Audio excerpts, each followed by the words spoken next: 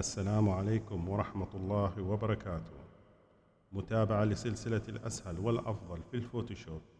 في هذا الفيديو بإذن الله سنتعلم خطوات كيفية إزالة الحبوب من على الوجه وتنعيم البشرة. تابعوني، معكم إيهاب خير.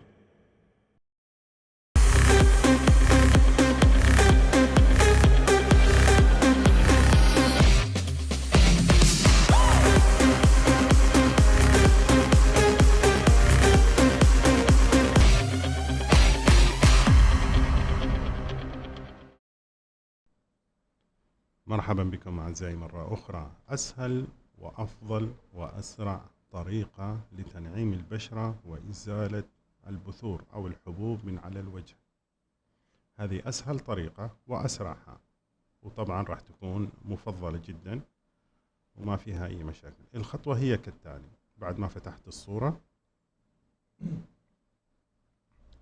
فتحت الصورة هذه هي الصورة الموجودة عندي. راح أقوم بعملية التنعيم. أنا راح أنسخ اللاير هذا. ليش بنسخه؟ بس فقط للمقارنة. فراح أنسخ اللاير. من خلال اللاير هذا طبعا بروح بضغط على هذا الزر واللي هو اسمه السبوت هيلينج بروش تول. بضغط عليه، ثم بصغر أو بكبر الجزء السايز بحيث أنه يكون بنفس حجم تقريبا الحبوب بهذا الشكل. بس بضغط على البثور أو الحبوب بهذا الشكل، وعندي واحدة هني بهذا الشكل، يكون إن أنا شلت الحبوب من على الوجه. الخطوة اللي بعديها بروح لزر البروش، بضغط عليه وبختار الزر الأخير اللي هو اسمه الميكس اب بروش. من خلال هذا الزر بجي هني في شريط الأدوات وبضغط على هذا السهم وبختار اللي هو المويست هيفي ميكس.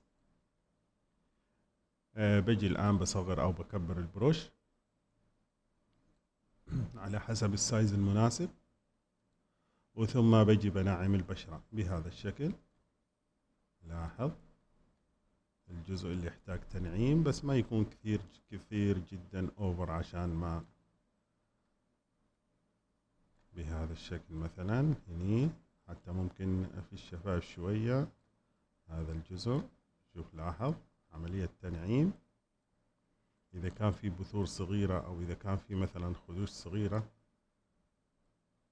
بهذا الشكل بيقوم بعملية التنعيم. طبعا في عدة خطوات وأكثر خطوات كثيرة جدا لتنعيم وإزالة البثور بهذا الشكل. لاحظ المقارنة، هذه قبل هذه بعد. لاحظ حتى هني، لاحظ الميزة الموجودة.